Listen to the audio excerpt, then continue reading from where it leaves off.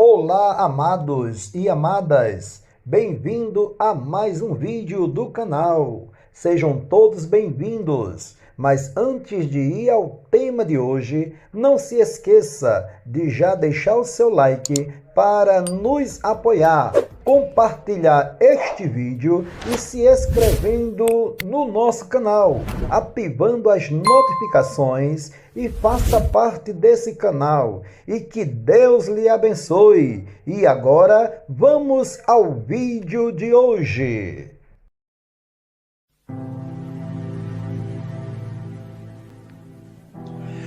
Olá, meu querido irmão e minha querida irmã, boa tarde! Que a paz de nosso Senhor e Salvador Jesus Cristo venha sobre a sua vida e sobre a sua família hoje e sempre. Aqui quem vos fala é o seu amigo, irmão em Cristo Jesus, o bispo capelão Sérgio Ferreira. E agora, nesta oportunidade ímpar e singular, eu venho pedir para que Deus fale com você nesta tarde, através desta reflexão. E a nossa nova reflexão de hoje é sobre a mentira da aliança. E antes de começar, eu quero louvar a Deus. Sempre estarei louvando a Deus pela sua pessoa, por você fazer parte desta família do meu canal aqui no YouTube, pois eu sou grato por você estar sempre divulgando, comentando e compartilhando as nossas reflexões. Eu sei, eu acredito nisto, porque vocês não somente ficam para vocês, mas sempre estão postando nas suas redes sociais, e isso, quando você faz, você ajuda a manter o canal ativo, ajuda ao YouTube impulsionar ele mais e mais vezes para as outras pessoas, tá bom? Então, eu sou grato mesmo de coração por vocês estar fazendo isso. E sempre lembro, né? Não deixe de dar o like, tá? Aquela mãozinha com o dedinho apontando para cima, porque isso fortalece esse nosso canal, tá bom? Então prepare os seus ouvidos, aguce bem os seus tímpanos e vamos a mais uma nova reflexão de hoje, que é sobre a mentira da aliança.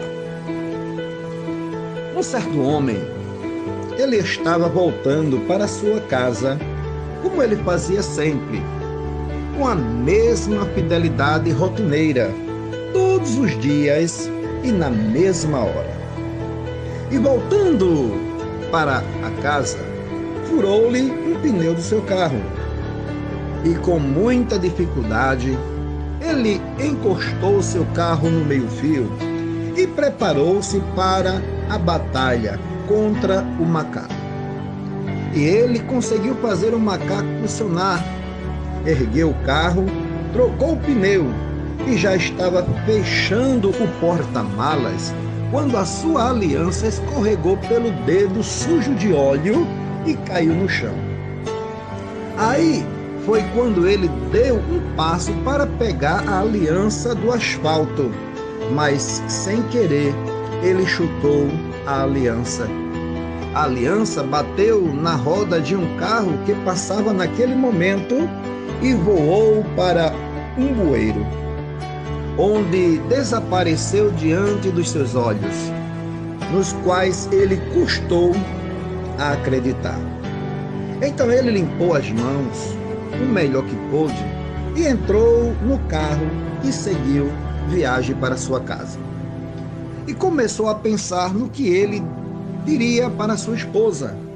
E assim começou a imaginar a cena que ocorreria.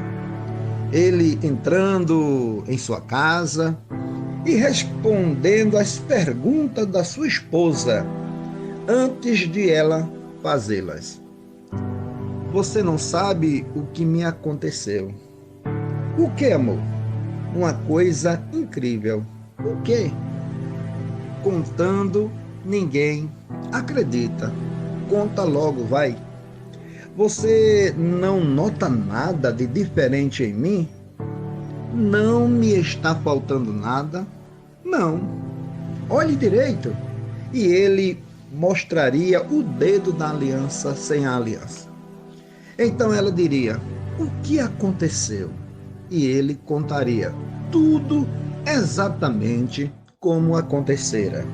O macaco, o óleo, a aliança que caíra no asfalto, o chute involuntário e a aliança voando para o bueiro e desaparecendo.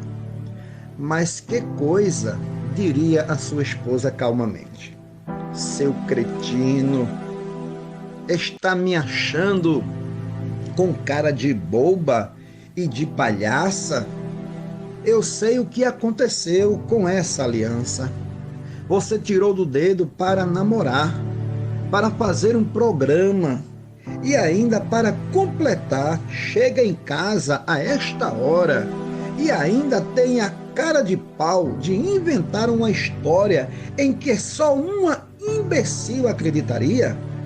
Eu sei onde está essa aliança, perdida no tapete felpudo de algum motel, ou dentro do ralo de alguma banheira redonda, sem você perceber, seu sem vergonha.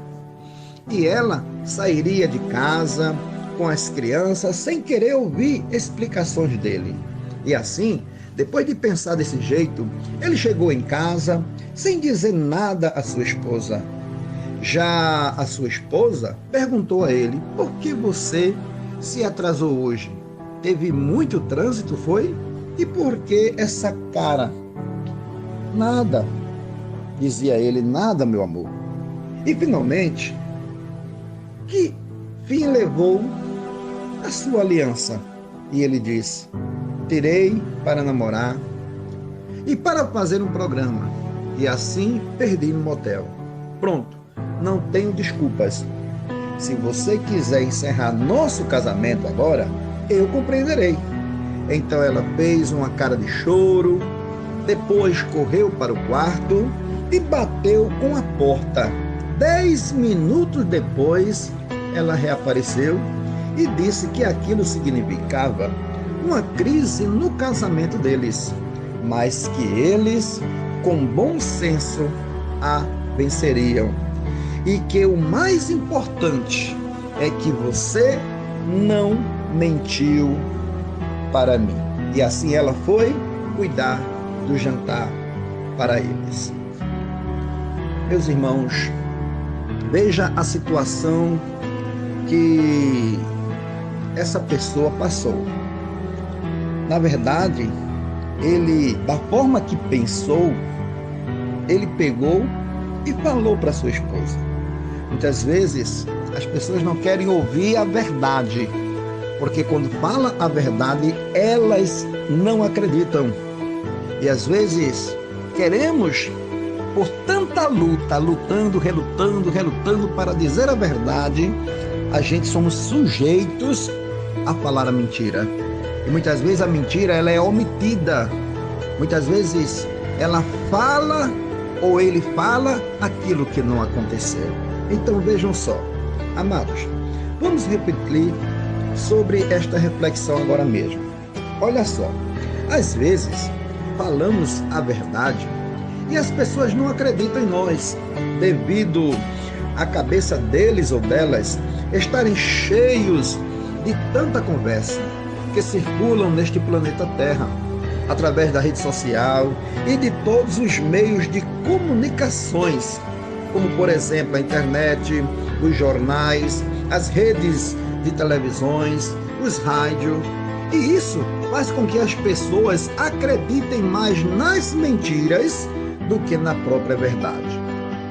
Olha só, amados, esta reflexão de hoje nos ensina, independente de acreditarem ou não acreditarem em nós, que nós não podemos falar a mentira. Ainda que custe a nossa própria vida, nós devemos estar com a verdade. Sabe por quê? Porque no Evangelho de São João, no capítulo de número 8, versículo de número 32, está escrito: conhecereis a verdade, e a verdade vos libertará. Também no versículo de número 36, ele escreveu dizendo: Se, pois, o Filho vos libertar, verdadeiramente sereis livres. Amados, independente de alguém acreditar ou não no que eu ou você falamos, nós devemos falar a verdade. Doa em quem doer, acredite quem quiser acreditar. Você está livre de todas as mentiras. Olha só, amados, viva, familiarize e prossiga falando a verdade. Sabe por quê? Porque no livro dos Salmos de número 58, versículo de 1 a 11, está escrito assim. Para encerrarmos essa nossa reflexão, veja o que o salmista escreveu para nossa meditação de hoje à tarde. Acaso falai vós de veras, ó congregação, a justiça? Julgais retamente, ó filho dos homens? Antes no coração forjais iniquidades, sobre a terra pensais a violência das vossas mãos? Alienam-se os ímpios desde a madre, andam errado desde que nasceram falando mentiras? O seu veneno é semelhante ao veneno da serpente, são como a víbora surda que tapa os ouvidos, para não ouvir a voz dos encantadores, do encantador sábio em encantamentos. O Deus quebra-lhe os dentes nas suas bocas, arranca, Senhor, os queixais aos filhos dos leões. Escorram como águas que correm constantemente, quando ele arma as suas flechas, fiquem feitas em pedaço. Como a lesma se derrete, assim se vá cada um deles, como o aborto de uma mulher que nunca viu o sol. Antes que as vossas panelas sintam o calor dos espinhos, como por um redemoinho, os arrebatará ele, vivo em indignação. O justo se alegrará quando vir a vingança, lavará os pés no sangue dos ímpios. Então dirá o homem: deveras há uma recompensa para o justo? Deveras há um Deus que julga na terra? Então, queridos, depois desta leitura, medite nela, reflita nessa leitura e aconteça o que acontecer, nunca fale a mentira. Tem um provérbio que diz, a verdade, ela é nua, mas ela é crua. Então, doa em quem doer, não pule para o lado da mentira. Sabe por quê? Porque você já foi liberto desta mentira, e uma vez livre, livre para sempre. Então medite nesta palavra e coloque ela em ação e em evidência na sua vida, tá certo? Então pense nisso e que Deus lhe abençoe.